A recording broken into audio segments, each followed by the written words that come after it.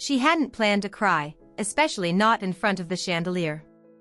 But there Elaine stood, gripping the edge of her dinner napkin like a lifeline, her son's small hand tugging at her sleeve.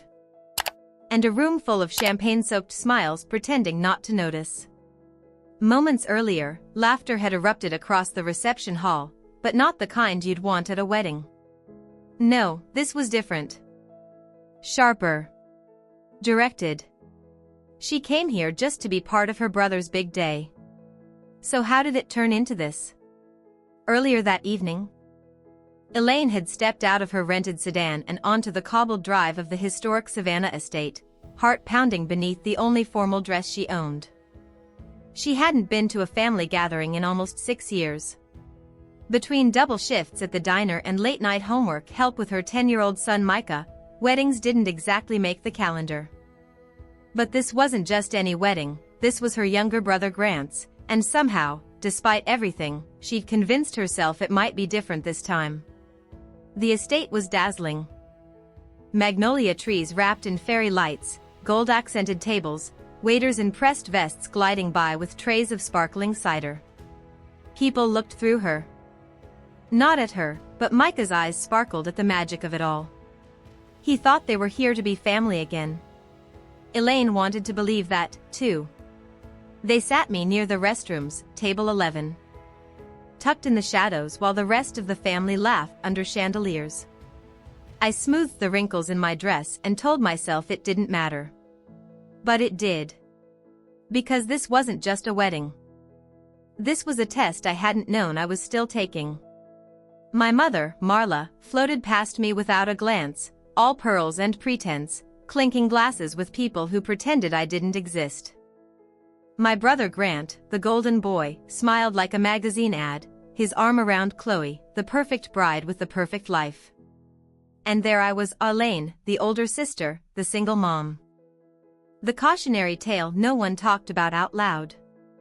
I watched as guests whispered across linen-covered tables, occasionally tossing glances like darts.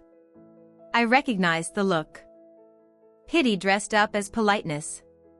I pretended not to notice. I helped Micah stir sugar into his iced tea, listened as he pointed out how the ceiling looked like the White House. He was enchanted. I was unraveling. Still, I stayed. For him.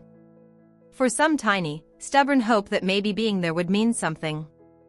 But deep down, I felt it, the slow, familiar ache of being tolerated. Not welcomed. And it was only just beginning. The speeches started like any other, safe, sweet, a little too rehearsed.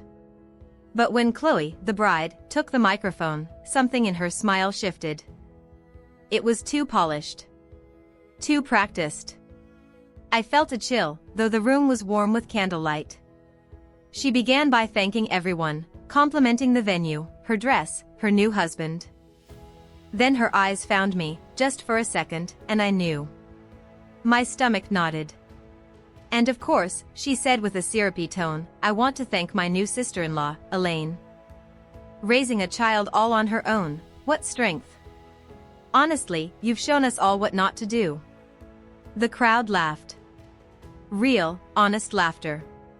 Sharp and stinging. My heart thudded against my ribs. I froze.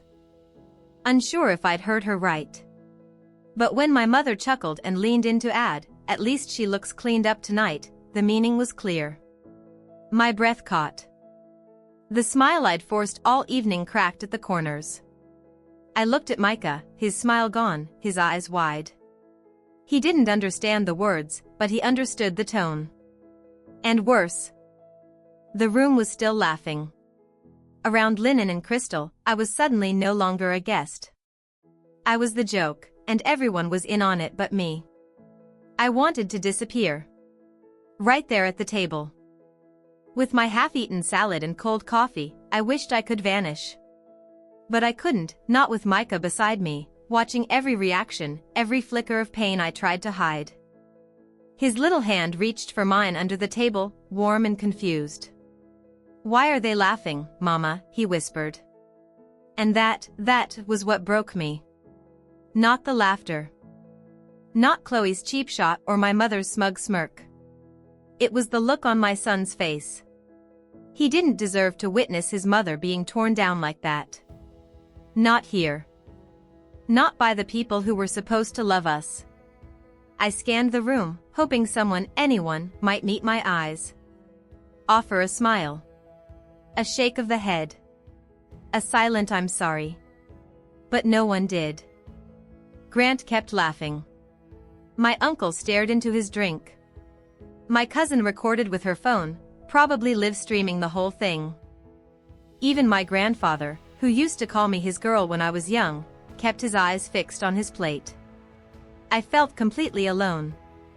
But I couldn't cry. I wouldn't. I just held Micah's hand tighter and stared straight ahead, swallowing the ache in my throat. If they wanted to see me fold, they'd have to wait a lot longer. My chair scraped against the polished floor as I stood, slow and steady, trying not to let my legs betray the storm inside me. I didn't have a speech. I didn't have a plan. I just knew I had to get my son out of that room before the shame they dumped on me soaked into him. My fingers curled around Micah's as I whispered, "We're leaving." His eyes searched mine, still confused, but trusting. That trust was the only thing holding me upright. But then, another sound broke through the tense silence. A second chair slid back. I turned, expecting another jab, maybe a follow-up punchline. Instead, it was Wesley, the groom's best friend. Calm, collected, eyes burning with something deeper than anger. He walked toward the head table. Gently took the microphone from Chloe's hand, and said just 5 words, "That wasn't funny." It was cruel. The room froze. Laughter died in throats. Forks stopped mid-air. He wasn't yelling. He didn't need to. His voice had the weight of truth, and the room couldn't look away. For the first time that night, someone saw what was happening, and refused to be silent. I stayed still, stunned.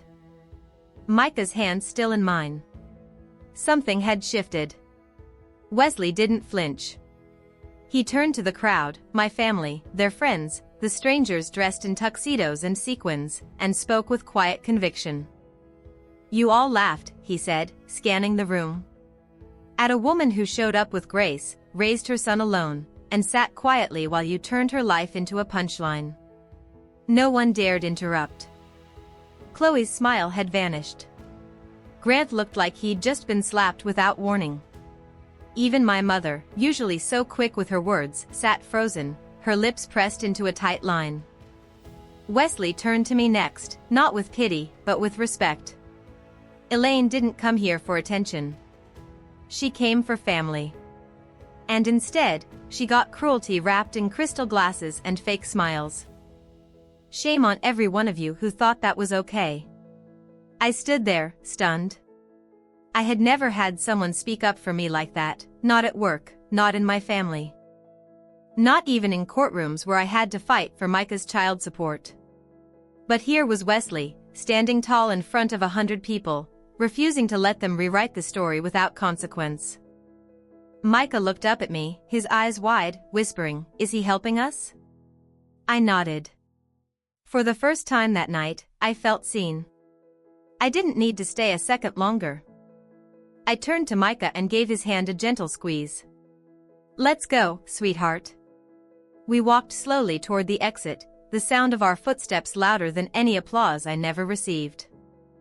Guests parted like water as we passed, some looking down, others pretending to be suddenly fascinated by their wine glasses. No one dared to stop us. And for once, I didn't shrink. I didn't hide. I walked tall, shoulders back, holding the hand of the only person in that room whose opinion truly mattered. As we reached the door, I heard someone call my name. I turned. It was my grandfather. Norman. He looked smaller than I remembered, older, sadder. He stepped forward with hesitation and said softly, "I should have stood up for you." "I'm sorry." I held his gaze for a moment. Then gave a small nod. It wasn't everything, but it was something. Outside, the night air was cool against my face. I breathed it in like medicine. Micah looked up at me, his voice quiet. "Is the wedding over?" I smiled for the first time that evening. "Yeah," I said, wrapping an arm around his shoulder. "I think it ended exactly how it needed to." What happened at that wedding wasn't just about one cruel moment, it was a mirror held up to something far more common than we like to admit. In today's world, appearances still hold too much power. Families still hide behind jokes that cut like knives. And too often, the people who carry the most, who love the hardest, are the first to be overlooked, or worse, ridiculed. Elaine's story is a reminder that dignity doesn't always shout, it walks away calmly when the room no longer deserves its presence. And that lesson matters more than ever today. We live in a time when public image can overshadow private pain, when silence in the face of cruelty is mistaken for class. But silence shouldn't be a default, we need to speak up, or walk out. With grace and purpose. So here's what you can take with you. If you ever find yourself in a place where you're being belittled, even by the people who are supposed to love you, you have the right to leave, to speak, to protect your peace. You are not obligated to stay small to keep others comfortable. And if you're ever a witness to someone being torn down, don't stay quiet. A few words, spoken with conviction, can shift the entire room and maybe someone's entire life. Your worth is not up for debate. And neither is your dignity.